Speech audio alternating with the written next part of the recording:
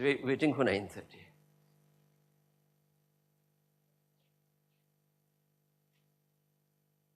I'll read it out. I'm sorry, I wrote too far to the left. I've written the names of the people who did this first. Niemeyer, Neimeijer, and Van Leeuwen, small v, V-A-N, capital L, L-E-E-U-W-E-E-N.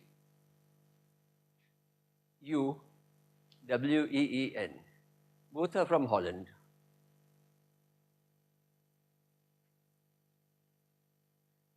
Holland, of course, has a strong tradition of statistical mechanics from the time of Van der Waals. So we described the experiment of Andrews. I didn't tell you that soon after that, Van der Waals, for his Ph.D. thesis work, knew about these experiments and tried to come up with a plausible equation of state which would account for what Andrews had seen. And he came up with the Van der Waals equation of state, which I presume you all might have encountered somewhere. In case not, read about it. But ever since then, Holland has a very fine, strong tradition of statistical mechanics. But we're waiting for 9:30.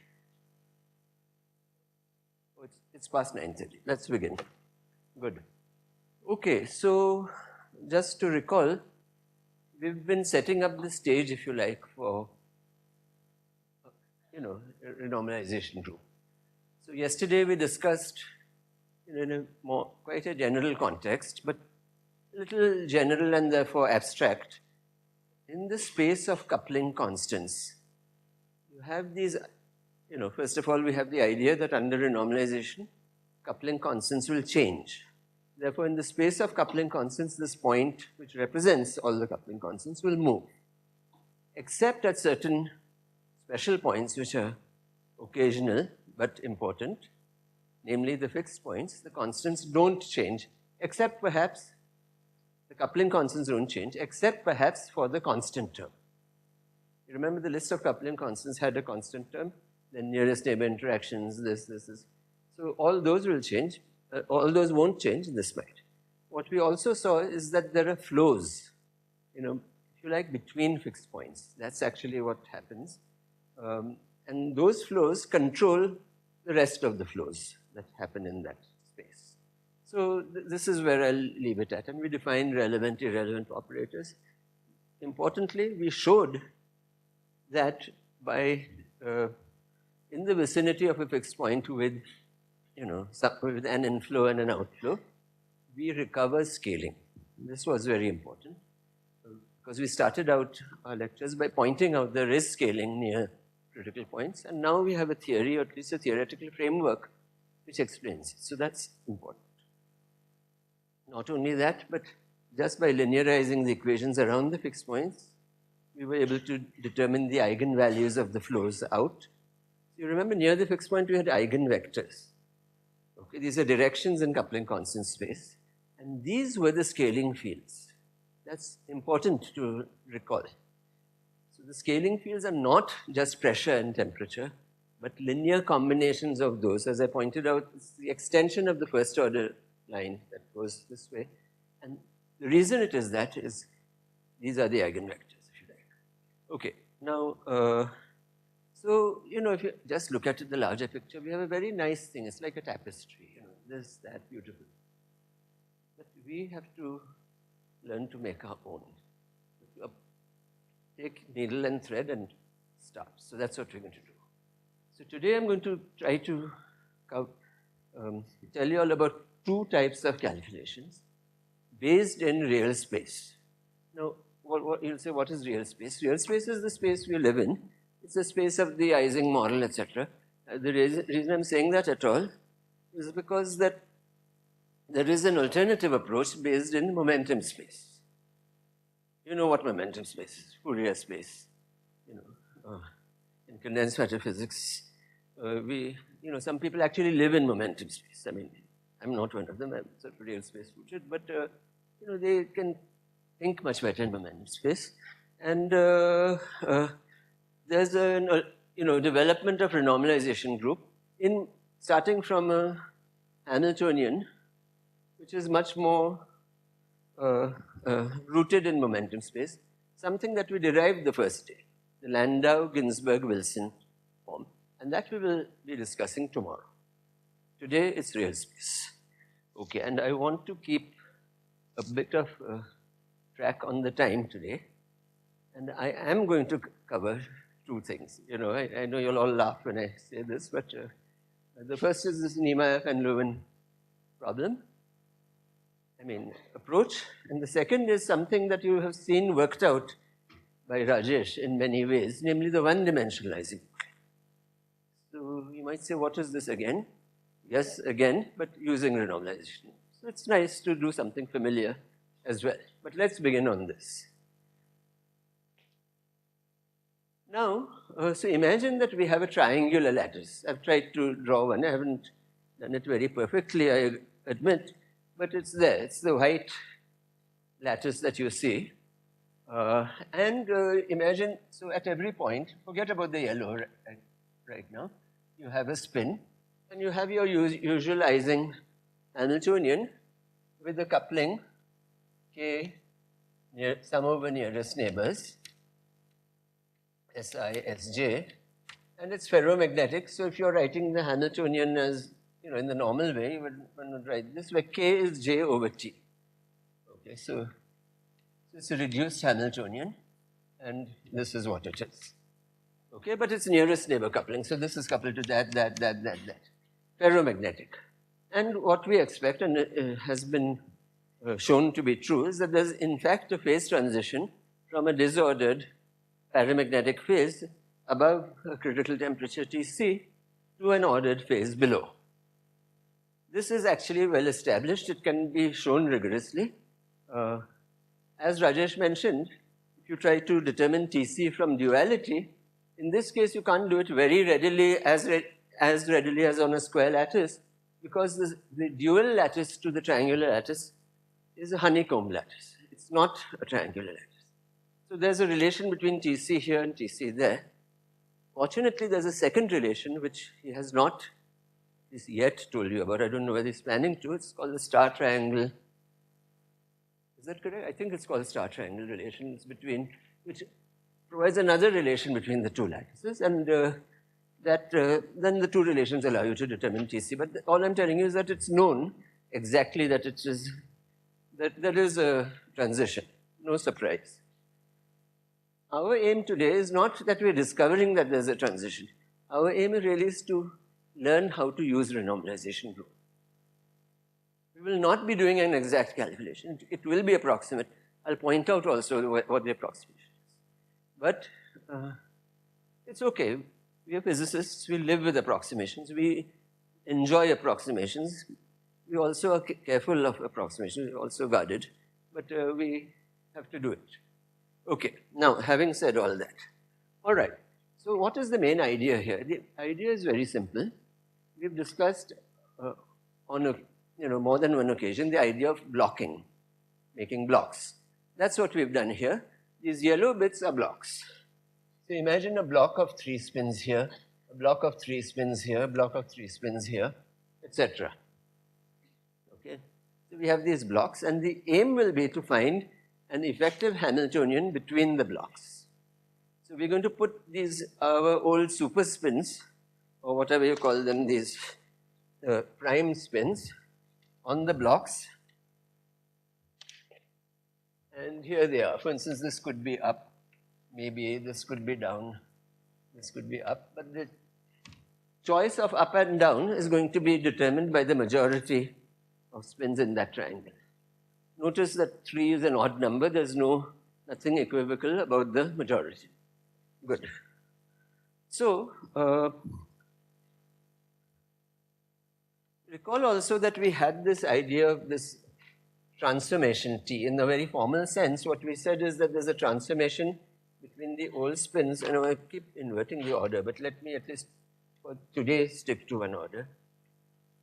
Transformation from the S's to the S primes. The S's are the old white spins, the spins that live on the white lattice. S primes are the larger spins which live on the yellow lattice. Notice, fortunately, the way we've done it, the yellow lattice is also a triangular lattice. So whatever we do, we will be able to repeat. And repeat is the essence of renormalization. You apply the transformation again and again.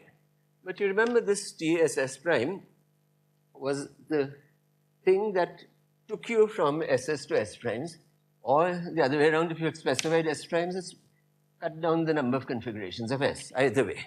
Let's write an explicit formula for this here, which will implement the majority rule. Even without the formula, we know what we're doing, we're taking the majority. But let's write the formula anyway. So it's a product over I prime. I prime, remember, labels the triangles. Okay, and for each triangle we have a formula, and you can, I'll just write it for the sake of writing it, and you can check that it's actually true. So Si prime, S prime of I prime, which is the majority spin, and now we have 3 spins inside the triangle. I'll just call them 1, 2, 3. But it's triangle number I prime, so I'll write them like this. Okay, minus Si prime 1, Si prime 2, Si prime 3. The whole thing, well, divided by 2. Okay. You can check very easily that this implements the majority rule. In the sense that it's 1 plus S prime times something, right? Okay, my claim is that this is a longhand formula for writing the sign of S1 plus S2 plus S3. Clearly, that's the right thing to do, because if these are of the same sign, then you'll get 1 plus 1, 2, and 1. You'll count this. And if they have opposite sign, namely S prime and this are opposite, then this product will be minus 1, and you'll get 0. 0, so that you don't count it. Remember, T comes into the way we determine the effective Hamiltonian. H prime of S prime is sum over all S's, original, e to the minus S, the original Boltzmann weight, times T.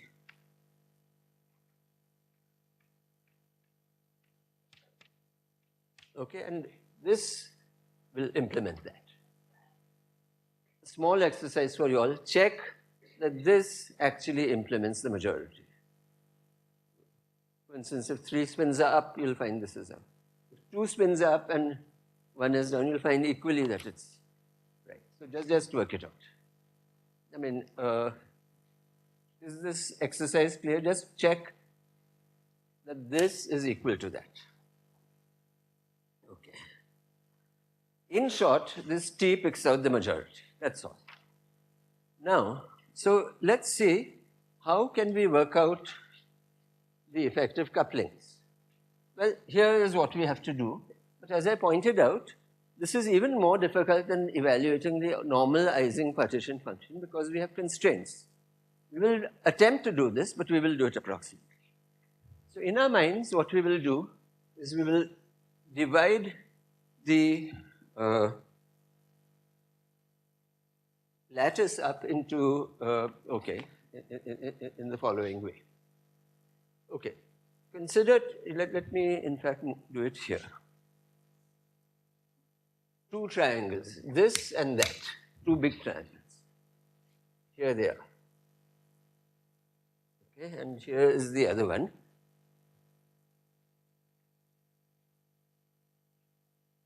Right? And of course, there are bonds between them.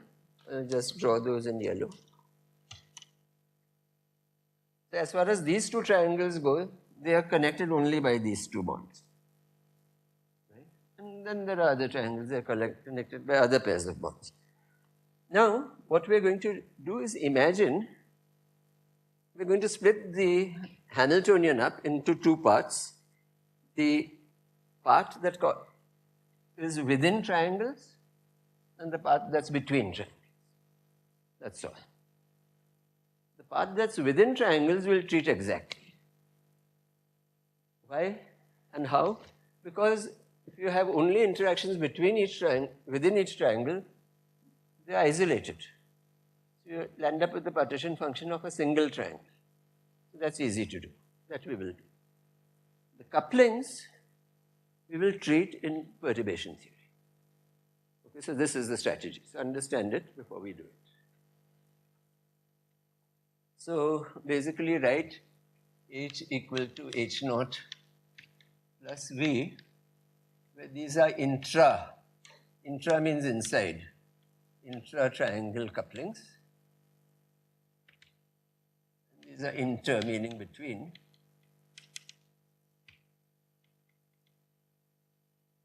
And we will treat V perturbatively. Yes. Inside I prime. Okay, so that's the notation being used here. And that's the notation I'll use today. Question was about this notation. What are 1, 2, 3? So suppose you have triangle I prime. This is 1, 2, 3 in triangle I prime. Yeah. Okay, good. So let's look at, first of all, the problem in a single triangle.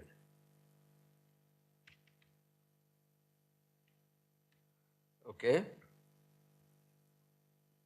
But remember, we have to do this in the presence of these large spins. It's not that we want to evaluate a blind partition function of the 3 spins. That's easy to do. This is equally easy, but we have to do it in the presence of the superspin. So I'm trying to distinguish between the two cases. If S prime, so there's a triangle which has its own S prime here. Okay, so here it is. And we've specified S prime. So if S prime, I'm dropping the subscript I, equals 1, then in that case, e to the H naught prime, okay,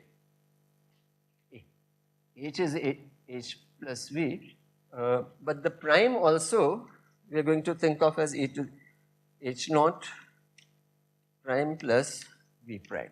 So our aim right now is to evaluate H naught prime. Have you understood the point? Yeah. Correct. Okay. So actually, we don't have to talk about H as much as H prime, H naught prime. Okay. So e to the H naught prime, okay, I'm flipping the sign for some reason. Maybe I should not. Okay, we keep it as my. Okay. See, when we go from Hamiltonian to reduced Hamiltonian, you know, what we've done is change the coupling. We've changed J into J by T and called it K. The other thing we may do, just to avoid writing a little more or a little less, so I don't know which one I mean, we can even drop the minus sign. Understand that in which case we'll write H not as minus K something, but as K times. Is that all right? So I'm going to do this for today and tomorrow. I'm just dropping the sign here, and ferromagnetic coupling will be positive K. Okay, note, shift of notation, just write it. Okay, then it becomes much easier to write. I don't have to keep writing minus signs. E to the H naught prime is then equal to what? Well, so we do the partition function in restricting ourselves to cases in which the majority spin is up. So I'm writing the answer, and it's quite straightforward. Did I write the Hamiltonian to start with? So the initial Hamiltonian, therefore, is now plus K times this, plus magnetic field term, L times summation SI. Just, this was the initial Hamiltonian, and we keep track of that. Okay, e to the H naught prime then is e raised to 3K plus 3L plus 3 times e to the minus K plus L. Write it down and now ponder over it. Well, where did this come from? Majority, if this is up, the majority has to be up. It can be a majority up in 2 ways. All 3 could be up, in which case you get this factor. Or 2 could be up. If 2 are up and 1 is down, you get plus k,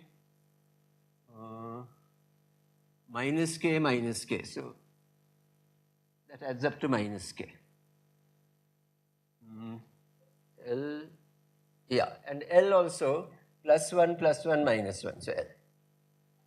This is correct. Similarly, you can write the answer for S prime equal to minus 1 e to the h naught prime then equals e raised to 3k minus 3l plus 3 e to the minus k minus l. All that will happen is the L will change.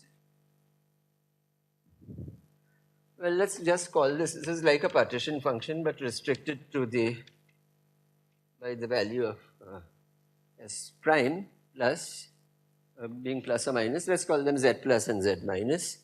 So then,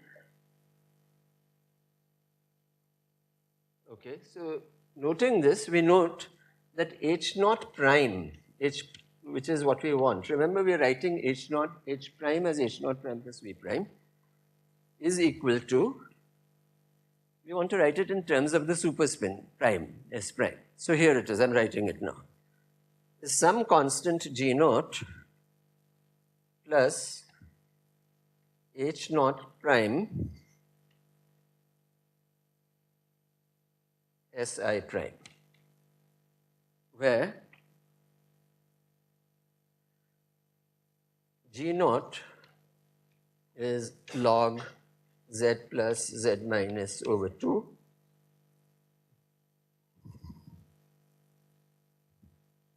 and H naught prime, okay, I mean here it is, I'll just write it here, half log of the quotient.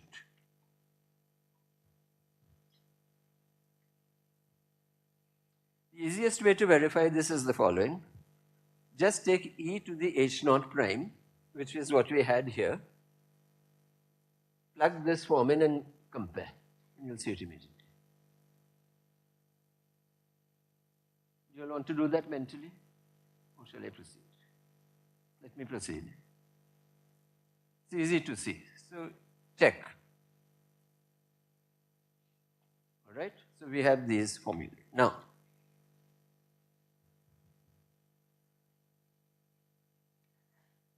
so far, we've specified the big spin and calculated a partition function. Everybody with me? Now we do the next step. Yes. Of what? L. L is a magnetic field. I'm sorry, I switched notation. Maybe we should have called this L prime. It's not, actually it's not L prime. That's why I didn't call it that. It's an increment to L. Well, anyway, coming back to what is L. L is a magnetic field term. So in your Hamiltonian, suppose you had nearest neighbor coupling and you put on a magnetic field, then normally you would write Hamiltonian is minus j something minus h summation this. We are writing, okay, so L is, I should write it here. So K is beta j, L is beta magnetic field H. That's what it is. And I've been a little, okay, let's change this just to be consistent to L naught prime. Then at least it will be, I mean, it will remind you of the L. Was it a capital? The unfortunate thing is L, the actual capital L prime has more terms than this. So let me, okay, maybe we can call it L naught prime. I hope it's okay.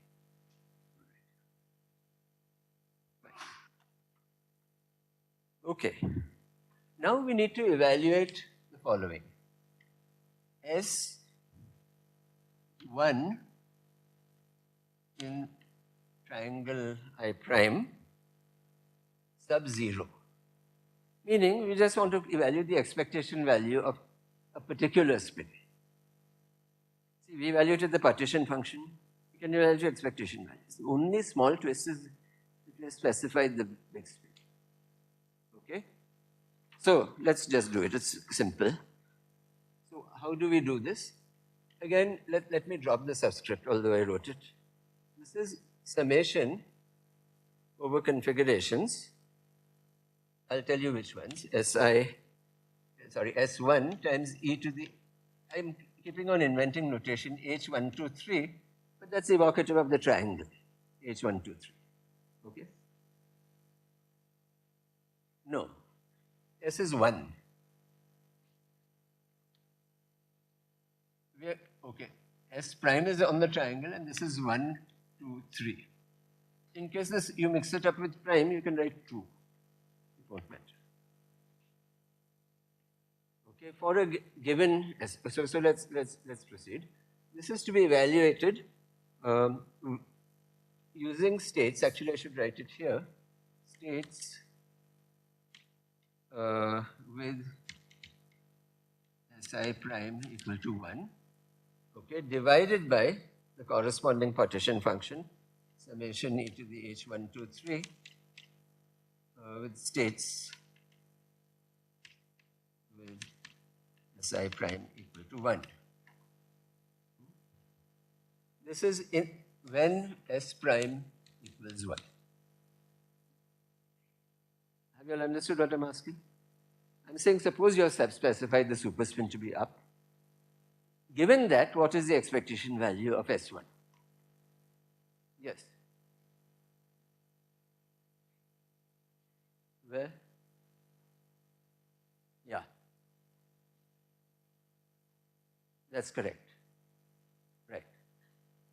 Absolutely. Huh? No. For every triangle. Because the triangles at the H0 level, the triangles are decoupled. So everyone is identical. Okay? That's the advantage of the knot. Yes.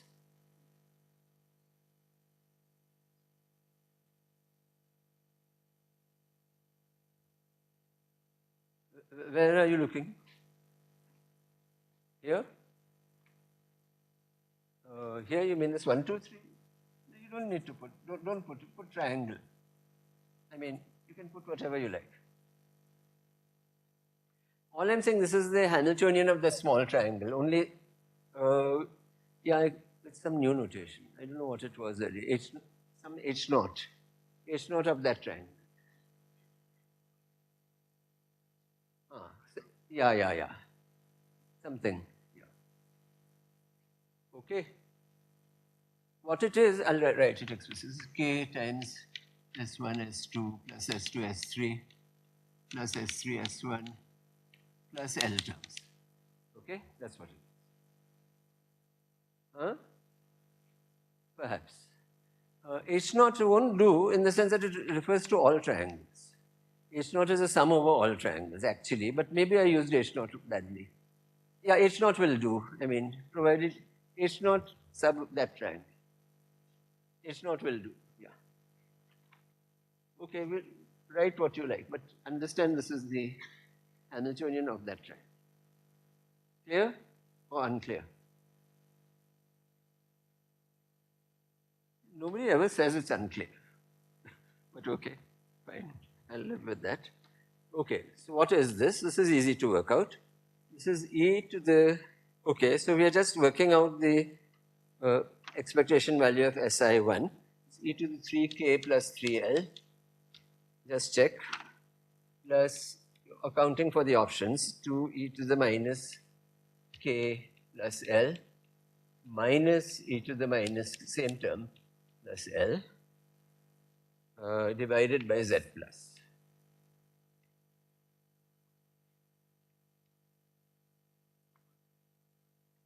This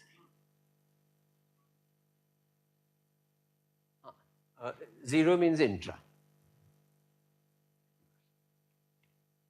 I mean, yeah, yes. So far, we haven't considered anything intra. Yeah, so it refers to within the triangle. Okay. Okay, this term came from the all up. Then 2 up and 1 down, but the question is, where is the 1 down? Is it on site 1 or not? The 2 ways in which it is not at site 1 and one way in which it is at site 1. That's why this thing. So we could, in fact, just, write this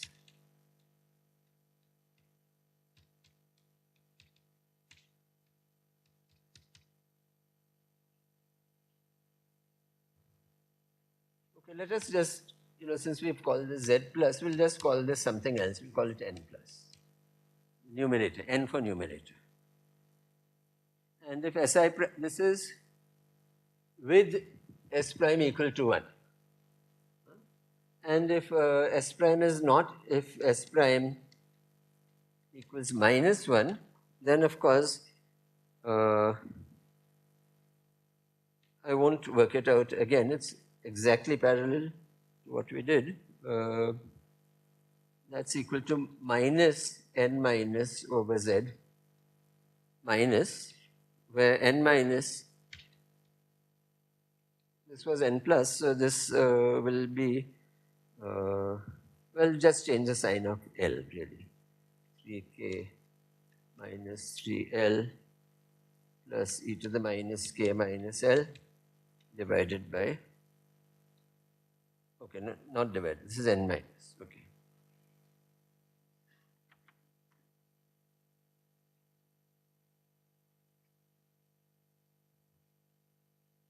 No, I'm doing the sum. I'm just doing working out the sum. Working out every term in the sum when you have a majority. When you have a majority up, there are 4 states. All could be up, or 2 could be up and 1 could be down, and check that this is what you get. This I will leave to you to check. Okay, now,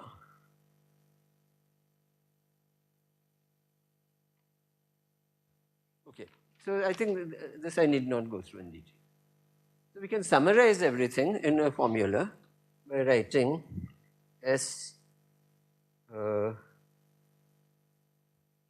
me not put the S1 sub 0 is equal to, well, so we are including the, we're just putting these two together in a single formula, Si, okay, so let me now put it back. Si prime, but spin 1, S1 in triangle I prime is ASI prime plus B, and these are constants. A is half N plus over Z plus N minus over Z minus, and B is half of the difference.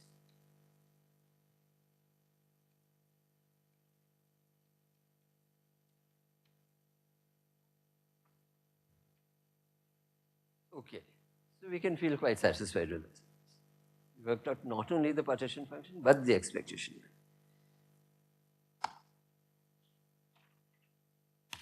We haven't put on the couplings between triangles.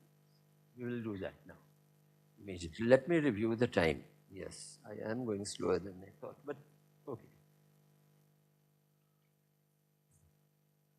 Right.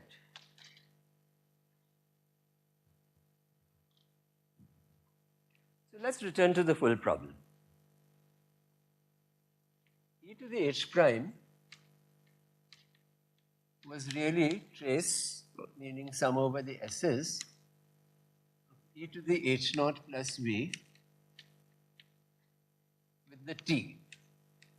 The only non-standard thing in contrast to what you normally do in statistical mechanics is the t. The t is there. We want to treat V in perturbation theory. So what we will do is we will just expand it. Here is the approximation. I promise I'll point out. It's obvious this is the approximation. We won't expand the H naught, but we will expand the V. 1 plus V times T. I won't write the full thing about the T. Or maybe it's good to write it all the time. Well, at least in this step I'm not writing. So H prime is the log. So what is it? It's the log of sum over e to the h naught t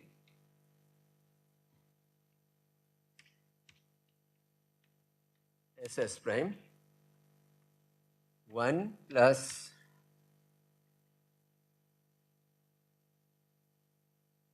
okay, so yeah.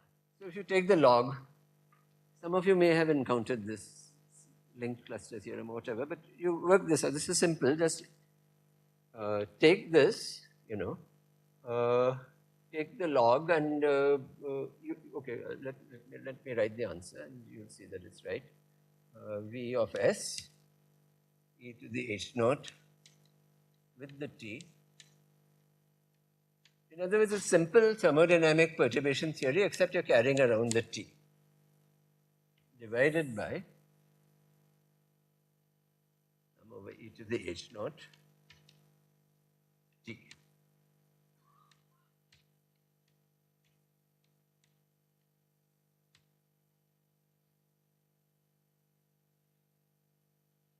This is, on the whole, a simple step, fruitfully left to you all to do. It's an important step you should work out, but I won't spend time doing this. So I'm saying from here it immediately follows that h prime has this form.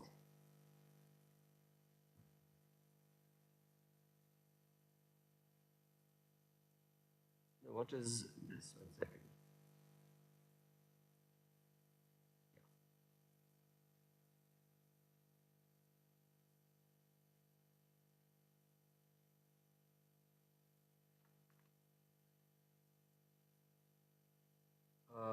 I think I've not done it right. Sorry. No. Yeah, okay, this is the answer actually. Isn't it? Yes. Sorry. So, what I'm. Write one more line here. H prime is log of whatever it is here, obviously, right? I made a mistake. So here's a formula for e to the h prime. H prime is the log of that formula. And here's the answer for h prime. No, it's much better. It's not the answer for log h prime, it's an answer for log e to the h prime, which is this. Or am I still watching now?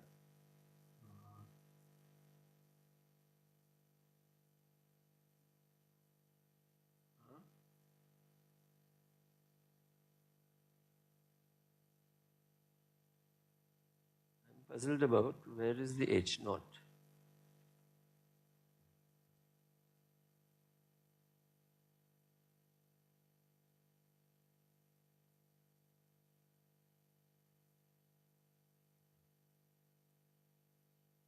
No, what I'm saying here is an exceptionable. You take the log of this, and I'm saying the result of the log is this, and I think this is correct, except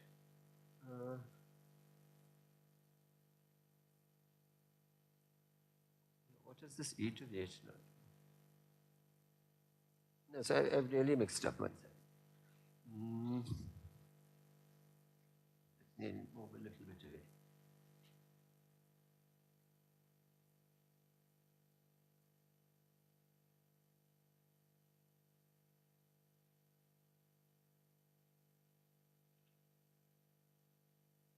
Let me go to the final answer and let's see whether what I've written here is right or wrong. It's probably right. Okay, so h prime is actually equal to h naught prime plus the expectation value of v naught s prime. Given an s prime, this is v naught. So now let's see how do I reconcile these.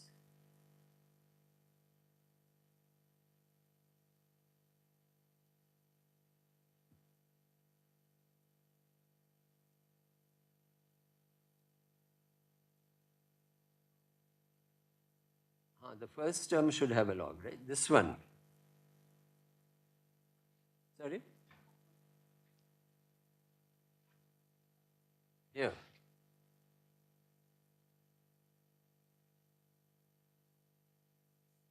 That's correct, you're saying log of, and the bracket closes there, plus this.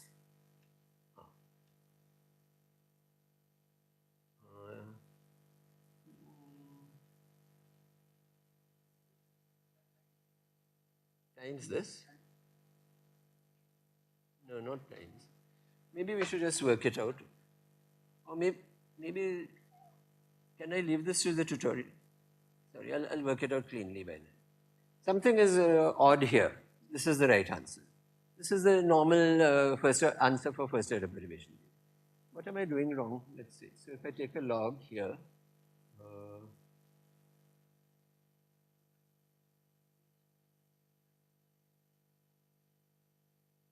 that's correct. That is H naught prime, that's indeed right. And what about the rest?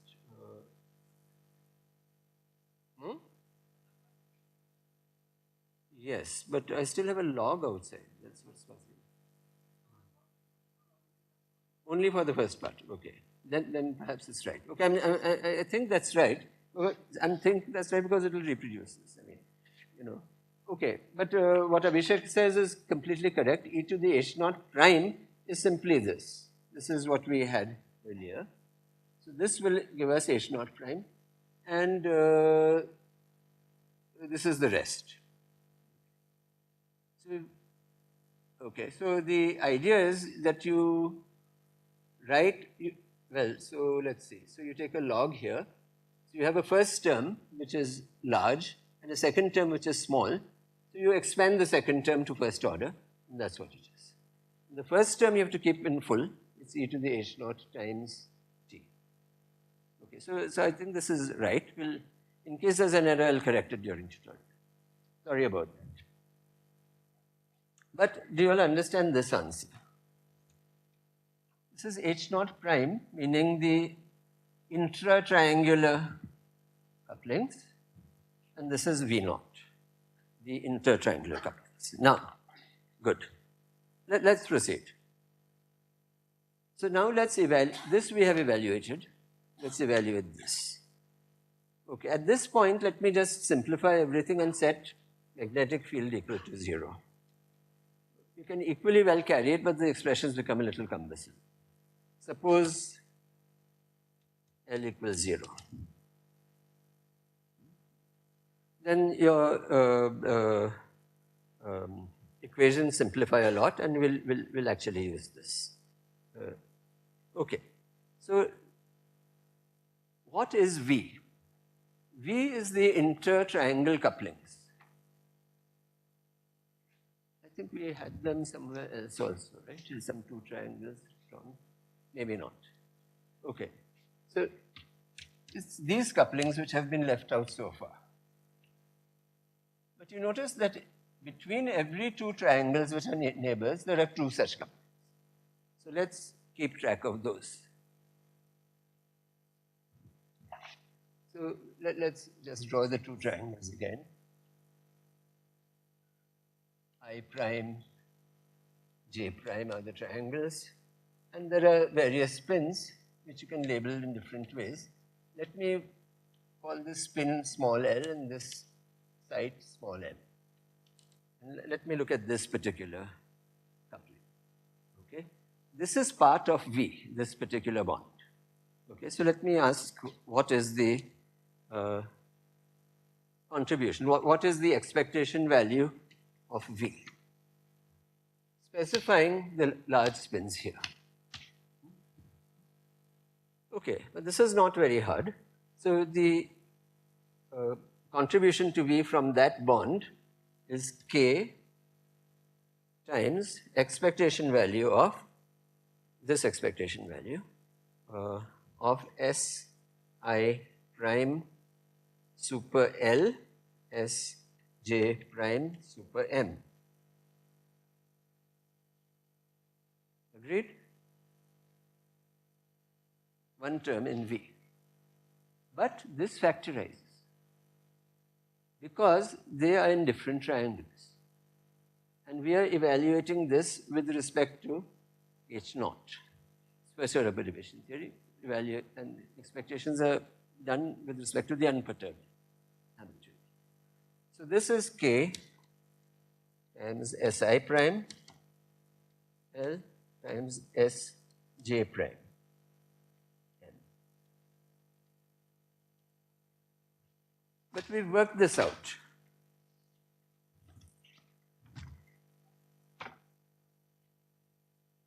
So this is K times little a squared times Si prime Sj prime. And then there are other terms, but they vanish if the field is 0. Because this term B is 0, the field is 0.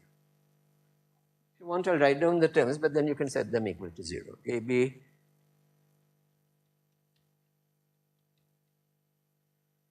plus B squared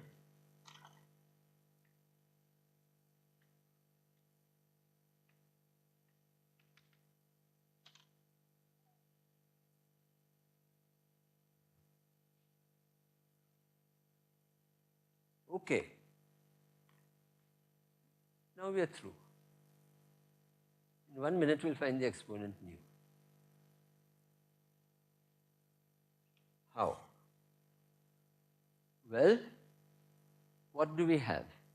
We've evaluated this effective Hamiltonian in this approximation because we evaluated the coupling between these two triangles. We evaluated one of the couplings. There's one more. So we'll have to multiply the answer by 2. So the effective coupling between the superspins is simply 2k times a squared.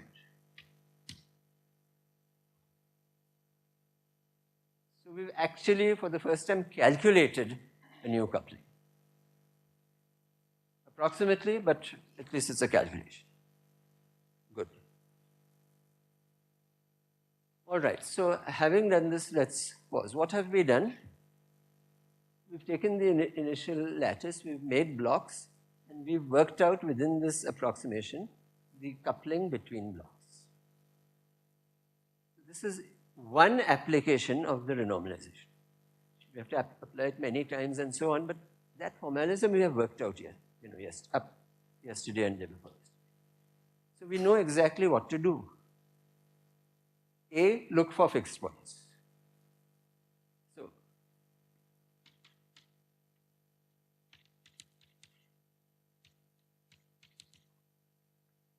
K star equals 2K star times A squared.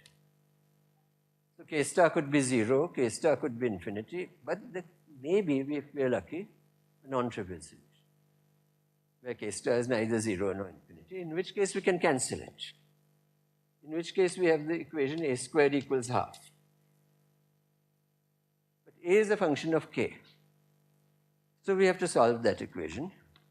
So you can solve it. So shall I emphasize this by writing A as a function of K star squared is half. Please solve it and you'll find that K star is equal to 1/4 log 1 plus 2 root 2. You can work this out, it's about 0.336.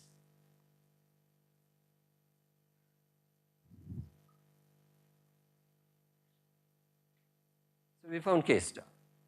Now in a cookbook, which is something to be avoided, you should try to think each time, but okay, what's the next step?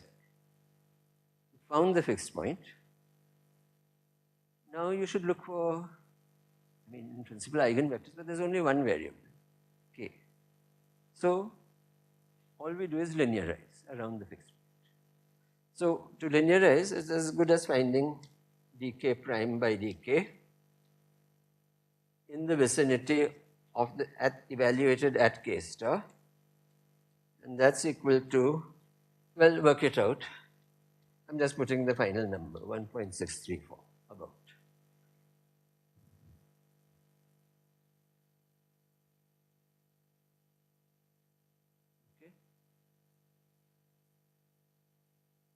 Dk prime by dk gives you this big eigenvalue, capital lambda, which can be written as, let me write it, b raised to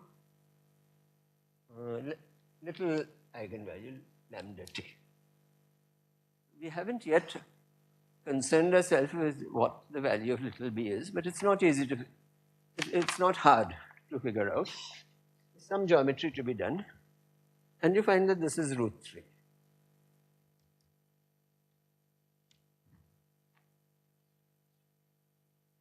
Understood, no? I mean, in terms of the initial lattice space. So this is root 3 to lambda t is this. So you can work out what lambda t is.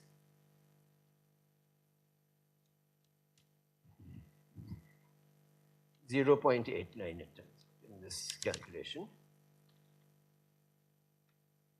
But the exponent nu for the correlation length is 1 over lambda t. That is therefore about 1.1.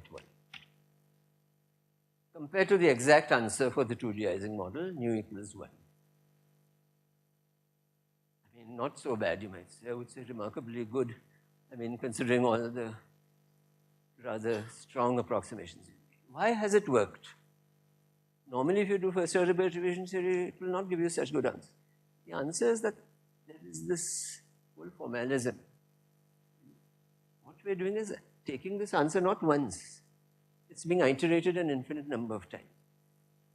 I mean, not that we can predict what will happen when we do that, but it's the strength of that formalism which is really doing it, the strength of the method. So it's like in the 1970s, people used to sum diagrams. It's something like that. I mean, you sum you're doing something infinitely often and producing. So it turns out that, you know, the answer is this. It's quite good. Can it be improved? Yes, it can be improved. Niemeyer and van Leeuwen improved it. They did this calculation to higher order perturbation theory. They also did other approximations like cluster approximations and got very, very good answers for the exponents. I don't remember exactly, but at least to second decimal place. So the method can be improved, but the amount of effort you put in, of course, goes up quite a lot when you increase the order. Our aim is to illustrate the method and show you that you can get answers. Here they are. They're actually not bad. Having said all that in praise of the method, we have to admit that it is ad hoc. I mean, there is a perturbation theory we've done. There's no obvious small parameter because in strength, the couplings that we had were as strong as the ones within the triangle. I mean, the between. So you can't really justify it, but then, you know, we've done this and we've seen this. It's worth knowing the answer. Okay, so you have to put it in the right perspective. You know, there's a group of people who scorn all approximations. You should not be one. You should examine every approximation. You must for yourself form an opinion.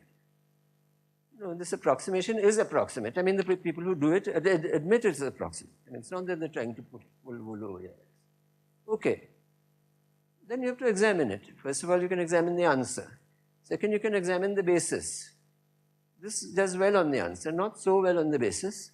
But then, you know, then you try to do the next best approximation, see if your answer improves, and so on and so on. So you have to take it in that spirit. You know, so it's just a question of how you view it. And one should not shy away from approximations, but recognize that they approximate. One thing I should do, somebody pointed out yesterday that I have not explicitly done in class, and maybe that is causing confusion. By the way, can you all see here? No problem, no? Abhishek? This must be reflecting, no? Huh? Till there it's okay? Yeah, okay. Good. So I'll use this piece. Yeah. This is the following point. See, dk prime by dk 1.63 for this everything was very automatic. Why are we talking about little t when we're talking about coupling constants? Now, I just want to make that small point. And this has nothing to do with RG. It's just a question of t minus tc definition. So let's just point out that k was j by t, right? There is a tc which corresponds to a kc. What about t minus tc? the correlation length, for instance, is defined by how it diverges. The correlation length exponent is defined by asking how the correlation length psi diverges as t minus tc goes to 0. But all I'm saying is that t minus tc is proportional to k minus kc. Why? Because if you make a small change in t, this corresponding change in k will be minus j over tc times delta t. So if you have an exponent, something diverging when delta t is going to 0, it will diverge equally when delta k is. So I just, the comment was that, it may not be clear to everybody what temperature has to do with coupling constant, but this is what it is. Is this reasonably clear? In case it was clear to you anyway, just disregard this. But okay. Yes.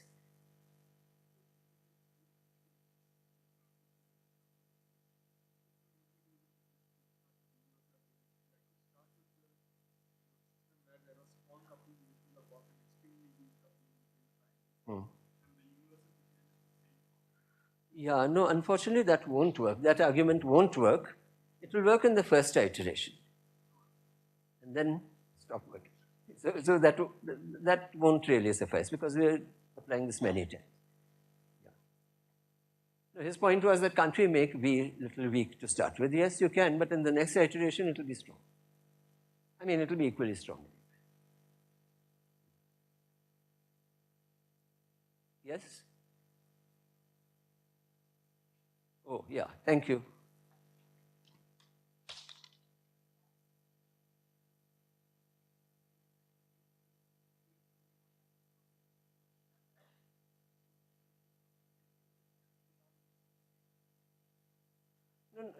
We're not, by the way, just to be very sharp and clear, we're not assuming it. It's an outcome of first order perturbation theory. The moment you go to higher order perturbation theory, you generate more. You have to deal with the matrix, not a symmetry. Any other point? Otherwise, in the next 35 minutes, we will do exercise number 2 in real space, that is the one-dimensionalized. Is that okay?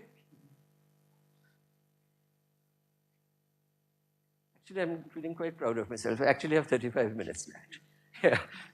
Okay. Pity to rub all this out, but here we go.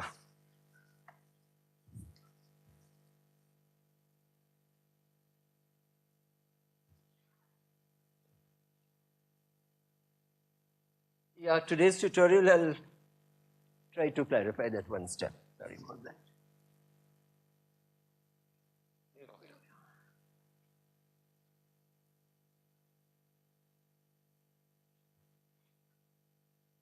Okay, now I have to switch to yellow chalk under instructions from the organizers. The other possibility, Abhishek, I mean, after every lecture, they come in and do that very nice water thing. But, okay, all right. Somebody told me there's a new type of blackboard in Japan. Who told me? Somebody. Where the moment you write, all the dust is blown away, so when you rub, it's perfect. ICTS should look into that.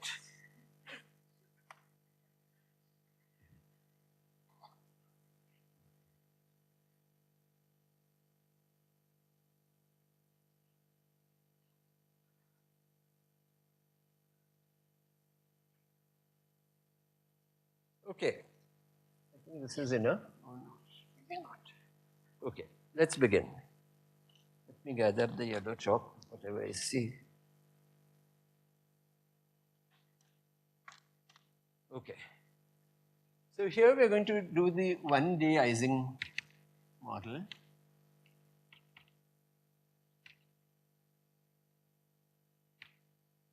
And let me first of all put up a picture. This is your one-dimensional chain.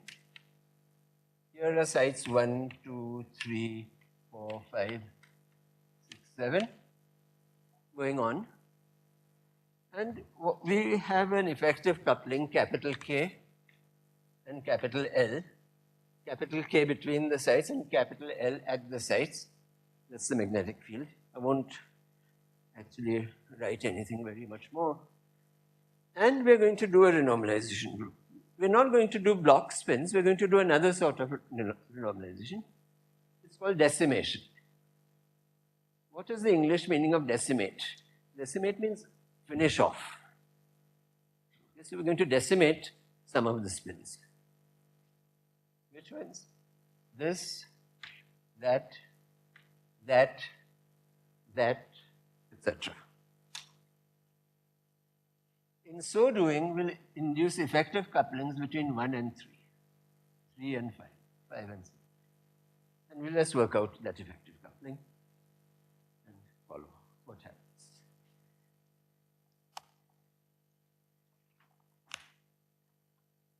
Let's concentrate on a particular coupling being generated. Here are 3 spins in the middle of the chain. Let's just say this is site 5. So we have spin 5 here, spin 6 here, spin 7. And we're getting rid of spin 6. Okay. Then, question is what happens?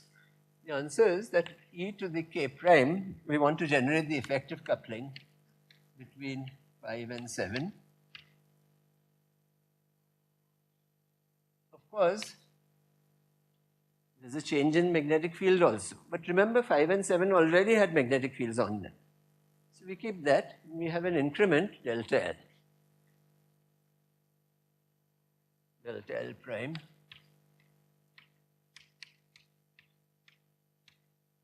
And here is that famous constant term, which you keep generating every time. When you look for fixed points, you disregard it, but otherwise it's there.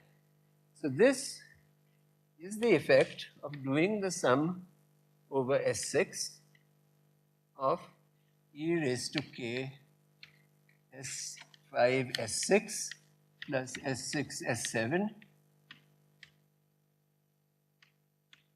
The L which has gotten removed is from S6.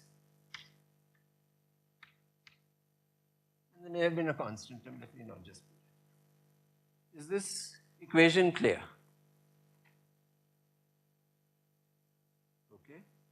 So I'm saying it is evident that we'll generate a coupling when we remove the spin between these two. And this is the formula for the coupling.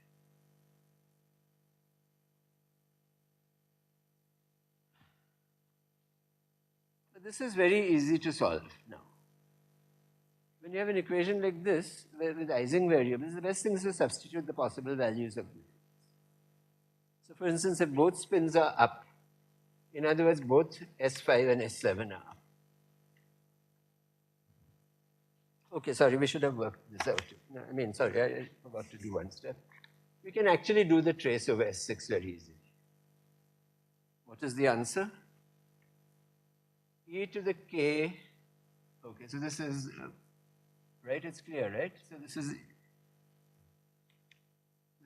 e raised to k S6, S6 multiplied by k S5 plus k S7 plus L. It's like an effective field on the spin. So this is an aside. So this is equal to 2 cos k into S5 plus S7 plus L. It's a function of S5 and S7. It better be. Depends on S5 and S7. Okay, so now we can match. So is this clear? We are matching this to that. So when both S5 and S7 are up, we get an equation that says e to the k prime plus 2 delta L prime plus delta C prime is equal to e raised to, well, I've dropped the constant, so let me put it there. I don't know, for some reason I've put in a constant. I've been very conscientious. So then this would be this times 2 e raised to the constant times that. So here we get e to the constant times e to the 2k plus L. Well, I'm just writing out the cosh.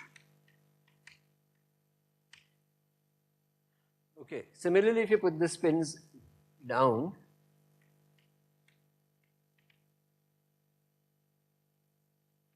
e raised to k prime minus 2 delta L prime plus delta C prime. Well, the same thing except L is reversed.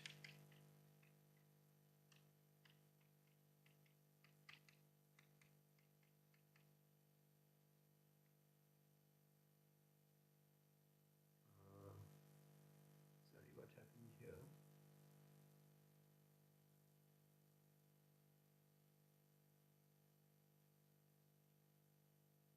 Yeah. Is this a minus? Mm-hmm. Yeah, this was of course minus the cosh, yeah.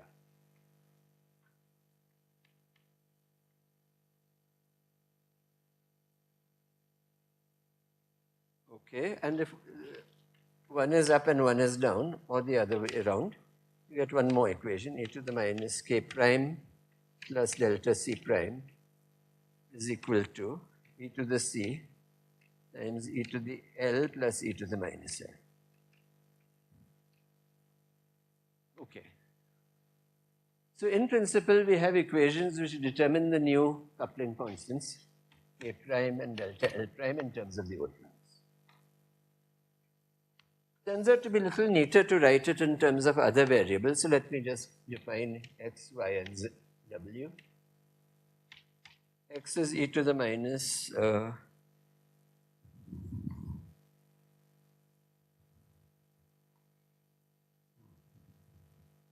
forgotten to define, yeah, e to the minus 4k. Y is e to the minus 2l, and w is e to the minus 4c. Let's define these variables, then we can write simpler looking equations, or at least more compact looking equations in terms of x, y, and w, and here they are. X prime is equal to x into 1 plus y the whole squared over x plus y, 1 plus xy, y prime is equal to y into x plus y divided by 1 plus xy, and w prime is w prime is equal to w squared x y squared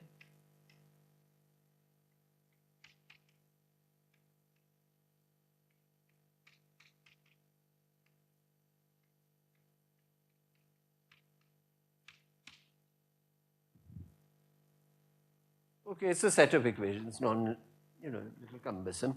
By the way, if you want to see this written up nicely, with many more embellishments, read the paper by Nelson and Fisher, David Nelson, Michael Fisher, Annals of Physics, around 1974. But okay, so here are these recursions. Given x, y, w, here x prime, y prime. So we are through. We have them to all orders, nonlinear, everything, coupled. We look for the fixed points.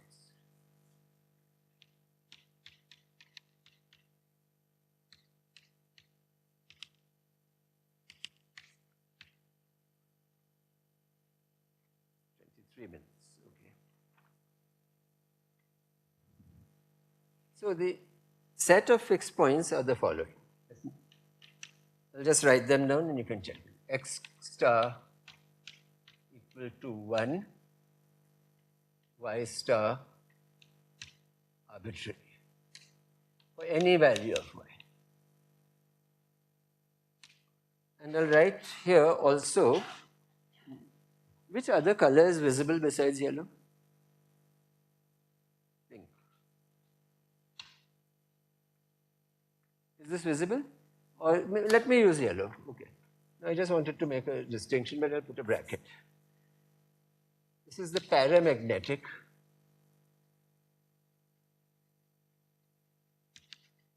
Infinite temperature, fixed points.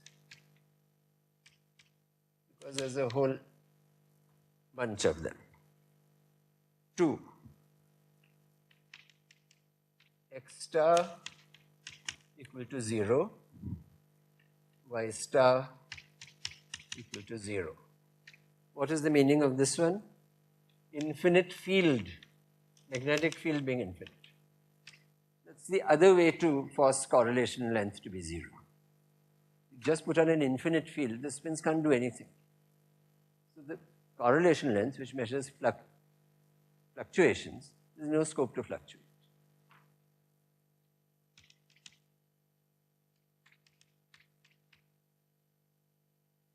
And finally, there's the one we want. Yesterday, Rajesh pointed out, or was it the day before, that the correlation length of the Ising model, 1D Ising model, diverges as you approach 0 temperature. The critical temperature has somehow been pushed to 0. And so here is where it shows up.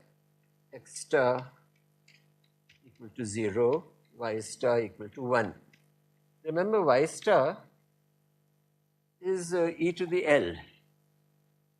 So this is the 0 magnetic field, ferromagnetic fixed point. This is the one we are after.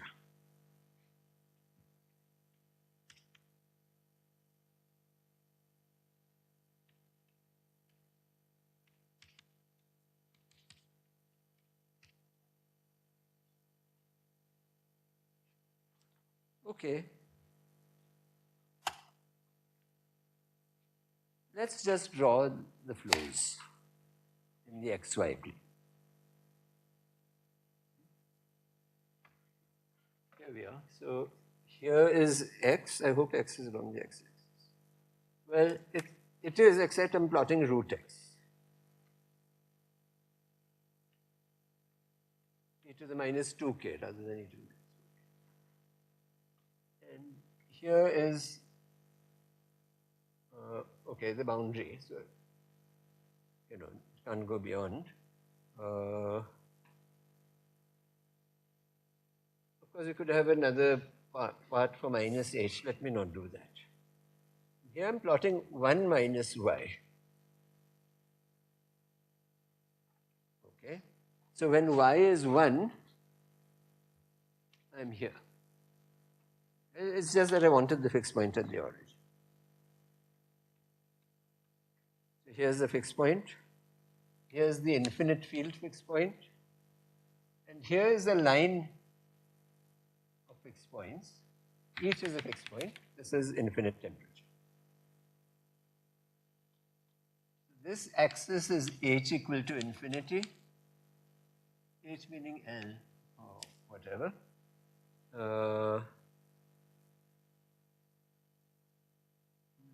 This is the axis K equals 0, namely temperature equal to infinity.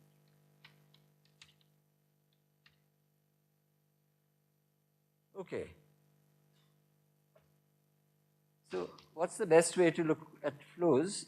The best way is to look along the axes between fixed points. And then you can fill in the rest by continuity. For instance, okay, we haven't done the linearization. Maybe we do it. Okay, sorry, before we do the flows. So let us linearize around this one, because this is the fixed point of real interest to us. Okay, so linearizing. I'm sorry, I'm using white. Is it visible? No. Yeah? Okay. We find, okay, so let's just write the first equation. X prime equal to 4x.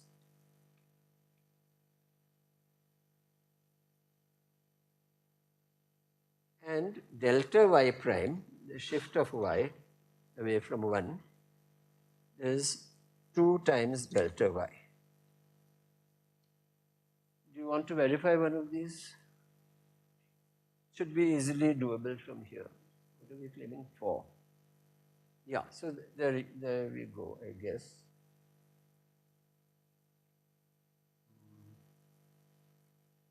So y is 1, x is 0, so this is 1, x, we can't do anything. Y is 1, so 2 squared is 4. So when y is small, y is close to 1, this is the value 4. Similarly, I'm sure you can check the value 2.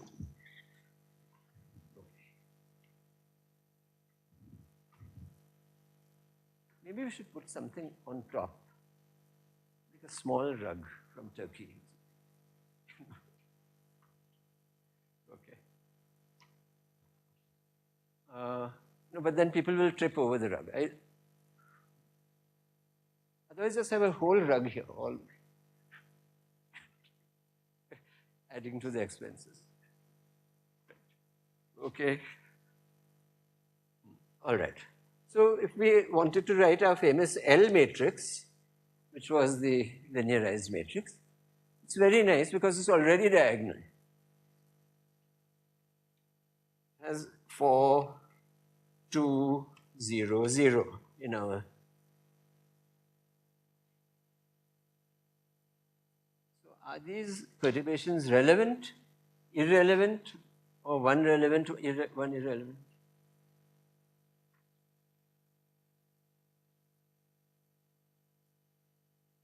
One marginal. But is 2 bigger than 1 or smaller than? No, never mind the 2 to the 1. 2 is bigger than 1. So when you apply this again and again, this becomes bigger and bigger and bigger. It's thrown out. Both are relevant. Okay, so then we don't think too much. We just draw 2 arrows like that. Okay, so indeed they go this way. Well, then you can actually have some fun taking out a pocket calculator. I guess nobody has those. You use your phones or what? I don't know. But do it and.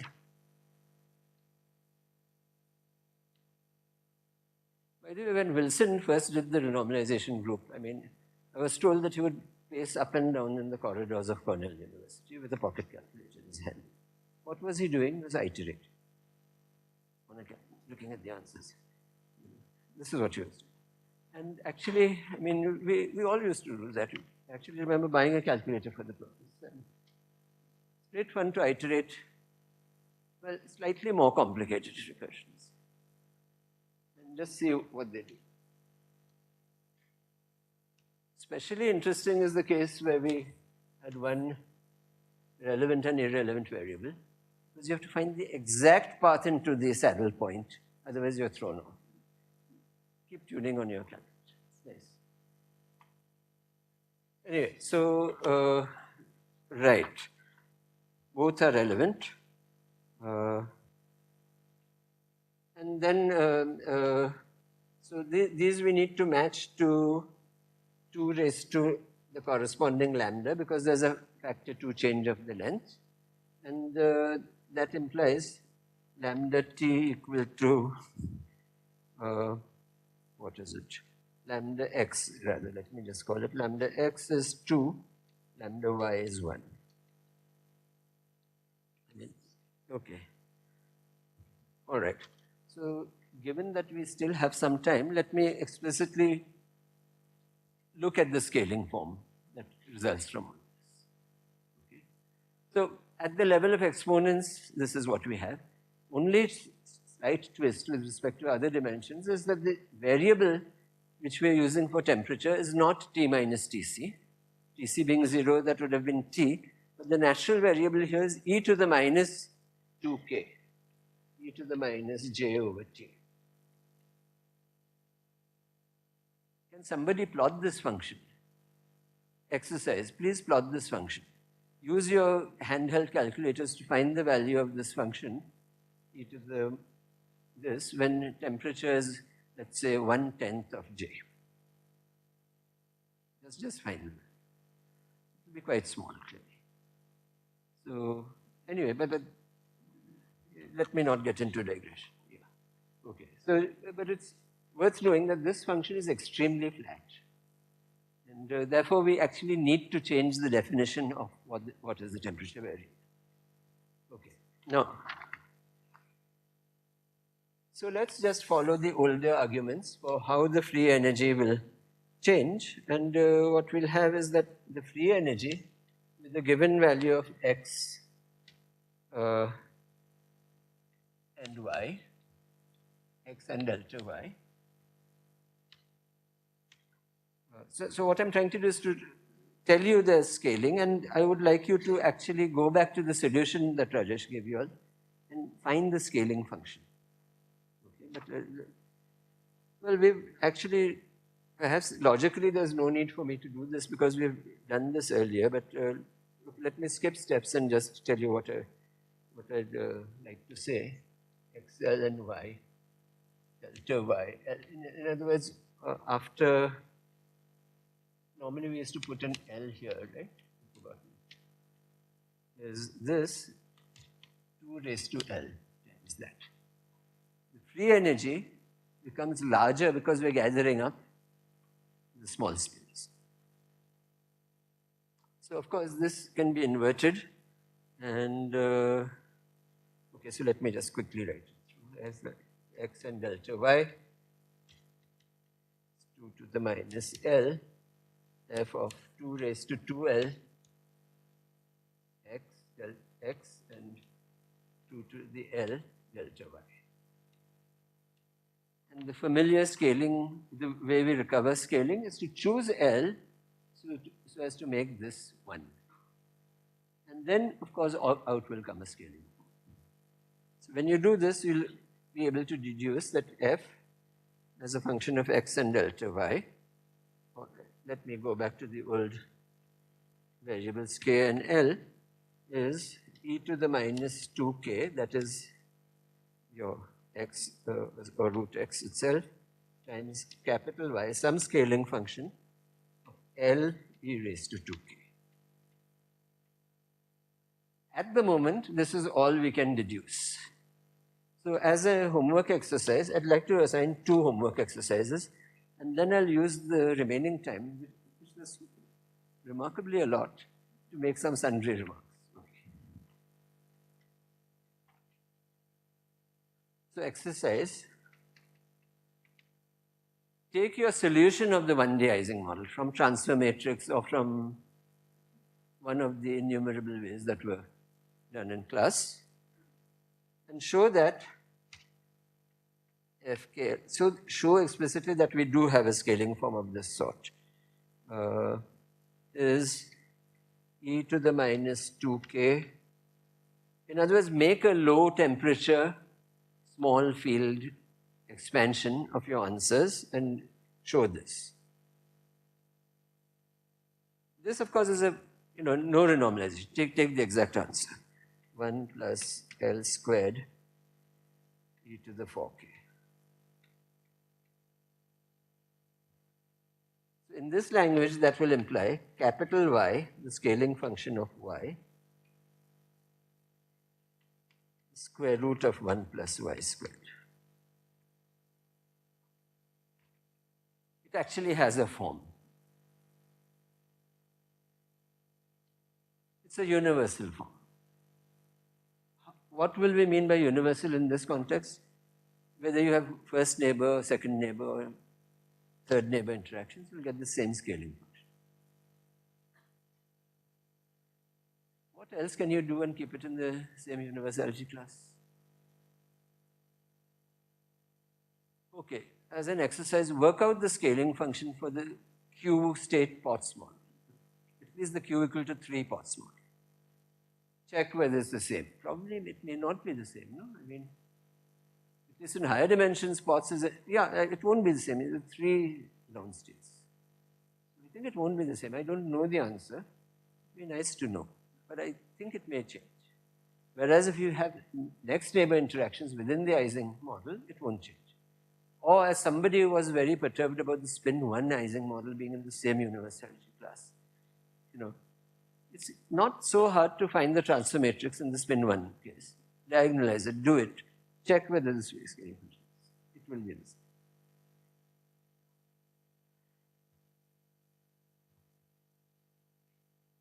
Okay. I don't know what to do. 8 minutes left. Maybe we can, maybe I can say a little bit about what we're going to do tomorrow, because there is a certain philosophy to it, and it's actually nice to know it beforehand. Okay, and I don't need to write too much, but still, I mean, it's nice to have some available space in case. I forgot to assign the other exercise. That's important. Please do this. This is nice, important to do. That goes back to the old Niemeyer van Leeuwen triangular. At some point, I dropped the magnetic field, capital L, just so that I had to write less. But we had practically derived the recursion relations. You remember we had kept A, S plus B. We had worked out B. We had to do a little more work to keep the magnetic field. Work out the effective field in terms of, so go back to Niemeyer van Leeuwen calculation to first order and find, keep track of L and work out the gap exponent capital delta.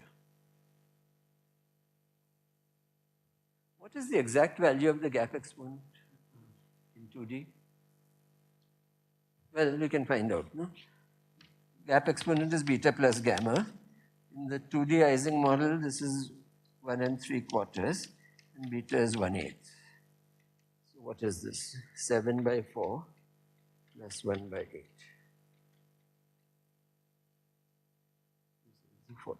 15/8. Is this correct? Okay, so for the exact 2D Ising model, if I've done my arithmetic right, the actual value of capital delta is 15/8. See how well that compares with yours. It won't be too bad. Please do this. If you do this, you'll really have a good grasp of the full method. You'll be able to do it for any problem, anywhere, anytime. Do it. You don't have to do it by 4 o'clock today, but do it. Don't forget to do it. Okay. Now tomorrow we're going to do, so this, as I said, is called the real space approach. And there are many other types of renormalization that you can do with these real space approaches. And one of the nicest, which I had planned to do, which was in my original syllabus, but we won't do it, is something called the Migdal-Kadanoff approach to, I mean, that's another approximate renormalization group based in real space, but it has the advantage. See, okay, let me just tell you about one thing, which I'm sure Abhishek has already told you about in the, this just makes a sound.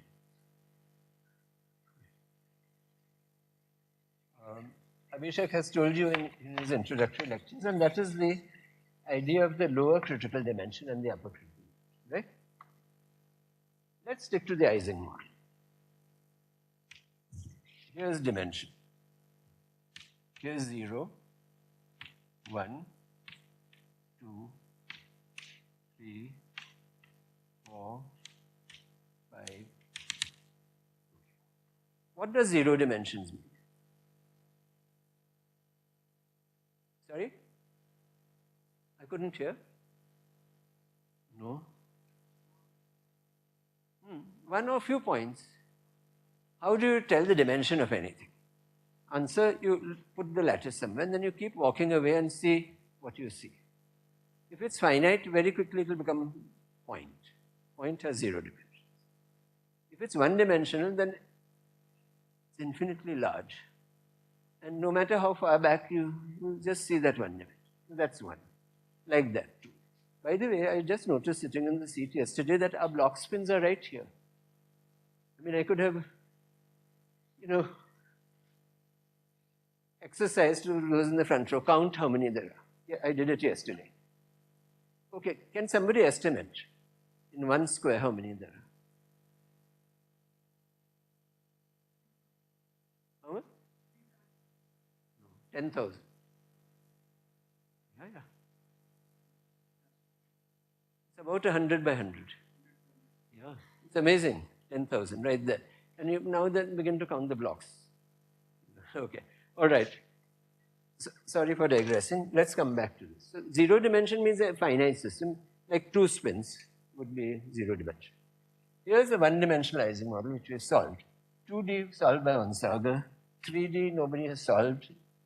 A lot of good estimates available for everything. 4D. Turns out 4 is the upper critical dimension for the Ising model. Have you discussed this? Ginzburg criterion, which he has discussed, also shows this. And what it means is that above this, mean field theory is exact. I mean, not exact, it works to the extent of giving you the correct critical behavior. Suppose we had the same sort of lattice, hypercubic lattice with nearest neighbor interactions. Would TC go up or down when we go from 4 to 3 dimensions?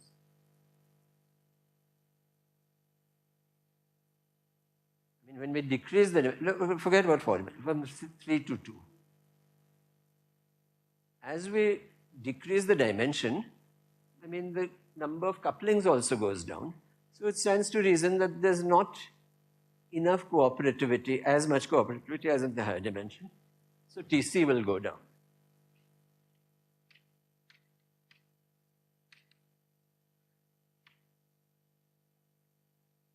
TC vanishes at a critical dimension. That is the lower critical dimension. For the Ising problem, that is 1. Lower critical dimension of the Ising model. For the XY model and for the Heisenberg model, the lower critical dimension is 2. Okay. Now, around these critical dimensions, it's possible to develop theories which move a little bit away from the dimension and give you the answers. So if you move down here, the dimension becomes 4 minus epsilon. And perhaps, and that's what we will try to do tomorrow, we can work out formulae for the critical exponents in terms of the critical exponents in 4 dimensions, which are mean field exponents, and a correction.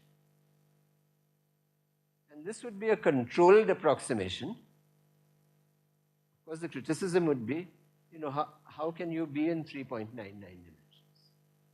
But there's an answer to that, which I won't get into. In fact, if you are bold, you can extend this up to 3 dimensions and see whether the answer is met. And they do so remarkably well. So this is the advantage. This is known as the epsilon expansion.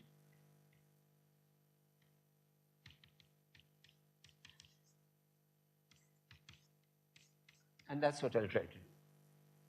Conversely, what happens is because TC is falling, it just reaches 0 at the lower critical dimension. So if you do a 1 plus epsilon dimensional calculation, what you will find is that the graph of magnetization versus temperature, for instance, will be 0 almost all the way, but then suddenly it will rise and become this. It will have to be a very steep rise because TC will be low. The fact that TC is low will mean that the system is actually almost perfectly ordered when it orders, because the temperature is low. You can exploit that to make 1 plus epsilon expansion, and that is what the Migdal-Kadanoff method does. This is just, I'm sorry to say, just information without calculation. It's not so hard to do the Migdal calculation, and I wish we could have done it, but then time has run out. Okay, but tomorrow our agenda, just to tell you, will be to look at this. It's a slightly involved calculation or involved way of calculating, and it's all set in momentum space. So recall, if you like, before coming to class, just go over your notes on the Landau, Ginzburg, Wilson, Hamilton. We'll start with that form of the Ising coupling and work out this expansion. The main advantage or the main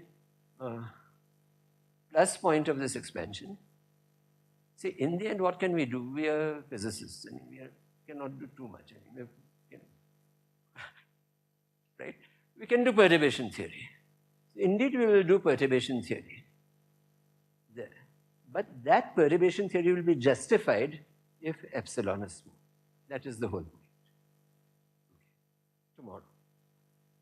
Come by at 9, come a little before 9:30. At 9:30 sharp we'll start. Okay? If Abhishek gives me permission, I will start at 9:20, but I think he won't. No, I won't ask. I withdraw my question. 9:30 sharp.